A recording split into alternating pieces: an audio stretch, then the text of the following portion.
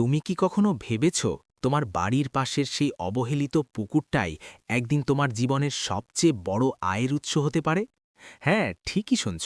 যে পুকুরটা আজ মশা জন্মায়, যেখানে কেউ নজর দেয় না, সেই পুকুরই হতে পারে তোমার টাকার কারখানা। ভাবো তো, তুমি সকালে ঘুম থেকে উঠলে তোমার পুকুর থেকেই টাকা আসছে। কাজ করতে শহরে যেতে হচ্ছে না, কারোর অধীনে চাকরি করতে হচ্ছে না। নিজের জমি, নিজের পুকুর, নিজের আয়। একটা পুকুর, কিন্তু আয়ের উৎস একটাই না। মাছ চাষ প্রথম ইনকাম, হাঁস পালন দ্বিতীয় ইনকাম, পানির ওপর সবজি তৃতীয় ইনকাম। একটা জায়গা, তিনটে ইনকাম। এখন বলো, তুমি কি এখনো ভাবছ পুকুরটা অপ্রয়োজনীয়? অনেকে জানে না এই একটা ভুলের জন্য তারা বছরে লক্ষ টাকা হারাচ্ছে। তারা ভাবে এটা আমার দ্বারা হবে না। কিন্তু যারা সাহস করে শুরু করেছে, আজ তারা মাসে ৩০-৫০ হাজার টাকা আয় করছে। তবে একটা কথা আছে, সবাই কিন্তু এটা করতে পারে না। কারণ কারণ সবাই সঠিক পদ্ধতি জানে না। মাছ চাষ মানে শুধু মাছ ছেড়ে দিলেই হয় না।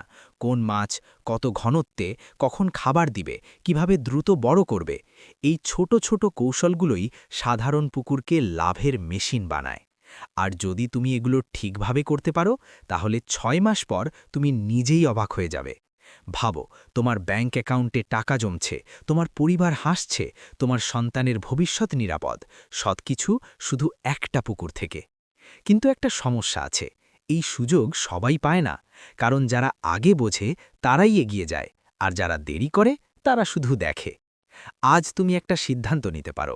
তুমি কি সেই মানুষদের একজন হবে যারা সুযোগ দেখে কাজ করে, নাকি সেই মানুষদের মতো যারা শুধু আফসোস করে? সত্যি কথা বলতে কি, তোমার জীবনে বড় পরিবর্তন আনতে বড় কিছু দরকার নেই। দরকার শুধু একটা সঠিক সিদ্ধান্ত। একটা পুকুর আর একটু বুদ্ধি, এই দুটো থাকলেই তুমি অন্যদের থেকে আলাদা হয়ে যেতে পারো। মনে রেখো, যেখানে সবাই অবহেলা করে, সেখানেই লুকিয়ে থাকে সবচেয়ে বড় সুযোগ। তোমার পুকুর, তোমার সম্পদ। শুরুটা আজই করো, কারণ সুযোগ অপেক্ষা করে না।